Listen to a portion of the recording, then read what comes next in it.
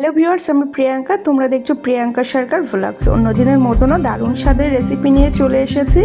আমার এখানে আছে মটন। আমি আজ করব মটন কারি বা আলু দিয়ে লাল লাল ঝাল ঝাল পাতলা ঝোল। এটি কিন্তু বাঙালির প্রিয় জিনিস মটন।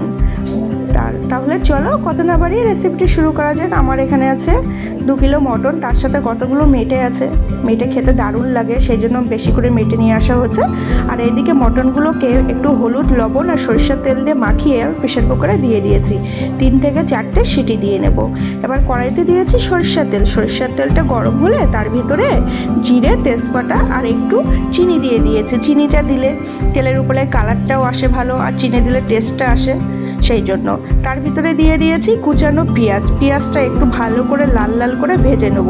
আর আমি এখানে গোটা গরম মশলা থেতু করে তেলের উপরে দিয়ে দিয়েছি। আর এইদিকে আমার আছে মশলা বাটা। এখানে আছে একটা টমেটো পেস্ট, আছে আদা, রসুন, জিরে, শুকনো লঙ্কা, গোলমরিচ। এবার এদিকে আমার পেঁয়াজটা ভাজা হয়ে গেছে, তার ভিতরে সে বাটা মশলাগুলো দিয়ে দিয়েছি। দিয়ে ভালো করে আমি মশলাটা কষিয়ে নেব। যত সময় কষা না হবে আমি তত সময় কষিয়ে নেব।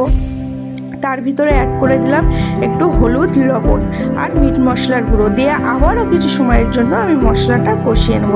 বন্ধুরা, মটন কিন্তু খেতে সুন্দর লাগে। আমার খুব পছন্দের জিনিস মটন। এইদিকে আমি মশলাটাও কষে নিচ্ছি ভালো করে। এবার মাংসটাও সিদ্ধ হয়ে গেছে, মটনটা সে মশলাটাও কষাও হয়ে গেছে। তার ভিতরে মটনটা দিয়ে আমি ভালো করে কষে নেব। আর বন্ধুরা, মটন কার কার খেতে ভালো লাগে বলো তো? কম বেশি সবারই মটন খেতে ভালো লাগে। আর মটনের যে দাম হয়েছে বাবা, 1000 টাকা করে আমাদের বনগাঁটে এখন মটন। তাহলে এদিকে মটন কষা হয়ে গেছে। আমি প্রেশার কুকারে একটু গরম জল করে নিয়েছি, সেই গরম জলটা ঢেলে দিয়েছিল। তোমাদের বলা হয়নি, আমি কিন্তু আলুটা আগে ভেজে তুলে নিয়েছিলাম। সেই জলের ভেতরেও আলুটা দিয়ে দিয়েছি। দিয়ে আমি কিছু সময়ের জন্য ঢাকা দিয়ে দেবো। এই যে আমার ঝোলটা ফুটে উঠেছে, তার ভিতরে আমি চর্বি ছিল, সেই চর্বিটা জল ফুটে উঠলে দিয়ে দিয়েছি।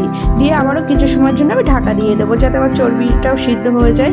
এই যে আমার প্রায় রেডি হয়ে গেছে মটন কারি। ঠিক নামানোর আগে আমি একটু গরম মশলা দিয়ে আরও কিছু সময়ের জন্য ফুটিয়ে নামিয়ে দেবো। দেখতে কিন্তু খুব সুন্দর লাগছে আর লোভনীয় জিনিস মটন কারি। মনে হচ্ছিল তখনই খেয়ে নিই। এই যে আমার রেডি হয়ে গেছে, আমি একটু পাত্রে নামিয়েও নিয়েছি। দেখতে কিন্তু অসাধারণ লাগছে, অসাধারণ। তাহলে বন্ধুরা, তোমরাও বাড়িতে এইভাবে একটু ট্রাই করে দেখো মটন কারি। আর তোমাদের সবাইকে টাটা, দেখা হচ্ছে নেক্সট ভিডিওতে।